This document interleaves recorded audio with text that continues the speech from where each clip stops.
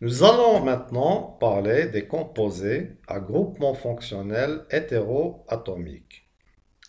Alors, un composé organique monofonctionnel est un hydrocarbure qui contient une fonction organique hétéroatomique. Alors, le tableau suivant va donner le nom et la formule de ces fonctions organiques. Alors, dans ce tableau, on a les fonctions et leurs suffixes, et ici leur formule. Alors, nous allons commencer par la fonction alcool. Un alcool, c'est quand on a un carbone qui est lié avec un OH. Et le suffixe, c'est ol. Un aldéhyde, c'est quand on a un carbone qui est doublement lié avec un O et avec un hydrogène. Le suffixe, c'est al. La fonction cétone, c'est quand on a un carbone qui est lié avec deux carbones et doublement lié avec un oxygène. Le suffixe, c'est on. La fonction acide, c'est quand on a un carbone qui est doublement lié avec un O et avec un OH. Le suffixe, c'est acide oïque.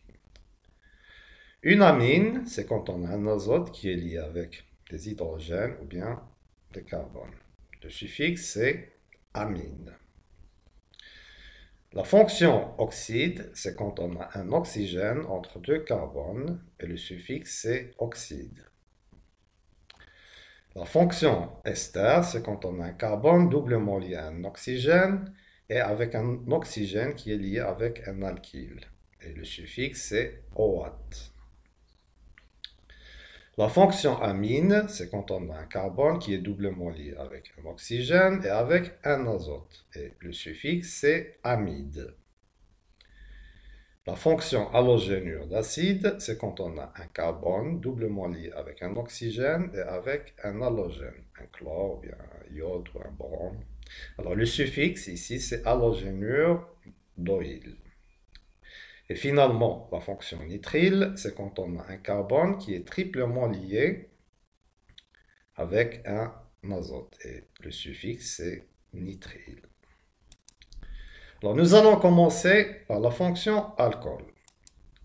Alors, prenons le cas de cette molécule. Alors, cette molécule, nous avons un OH qui est lié avec un alcane qui est le propane, 3 carbones. Donc, le carbone numéro 1 sera ce carbone qui est lié à OH. Et pour nommer cet alcool, on dit que c'est un propane 1-ol. Ou bien on enlève ce 1 et ça devient propanol. La fonction aldéhyde. Alors, la fonction aldéhyde, c'est celle-là. C'est quand on a un carbone doublement lié avec un O et un hydrogène. Alors, ici, la chaîne principale, c'est un propane. Donc, cet aldéhyde va être appelé le propane 1-al. Ou bien, on enlève le 1 et ça devient le propanal. La fonction acide carboxylique. Alors, la fonction acide carboxylique, c'est celle-là. Alors, le carbone numéro 1, c'est ce carbone-là, qui porte la fonction. Et ici, donc, nous avons un propane. Donc, pour nommer cette molécule, on dit que c'est l'acide propane, et on ajoute à la fin oïque. Donc, c'est l'acide propanoïque. La fonction ester. Alors, nous avons dit que la fonction ester, c'est quand on a un carbone doublement lié avec un O et avec un OR. Alors, ici, nous avons le carbone numéro 1. Et l'alcane, c'est le propane. Donc, le nom de cet ester, c'est le propanoate de quoi? De méthyle. Donc, c'est le propanoate de méthyle. Nous allons maintenant parler des amines. Alors, il y a les amines primaires. Alors, les amines primaires, c'est les amines qui ont deux hydrogènes. Alors, pour nommer cette molécule, on prend l'alcane qui est lié avec l'amine. Alors, ici, c'est éthane de carbone. Donc, elle va s'appeler éthane amine. Alors, si la fonction éthane est sur le carbone 2, ici nous avons un propane, le nom de cette molécule va être le propane 2 amine. Si la fonction amine est liée avec un cycle, ici nous avons un cyclohexane, elle va s'appeler le cyclohexane amine.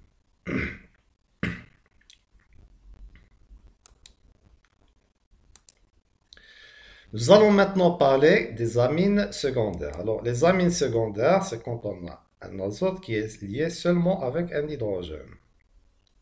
Alors, dans ce cas-là, nous avons un méthane amine. Et sur l'azote, nous avons un méthyle. Donc, c'est comme si on a un substituant méthyle sur l'azote. Alors, on dit que c'est un N-méthyle. Et pour nommer cette molécule, on dit que c'est le N-méthyle méthanamine. Par exemple, dans cette molécule, nous avons une éthanamine avec un substituant méthyle sur l'azote. Donc, il va s'appeler le N-méthyle éthanamine.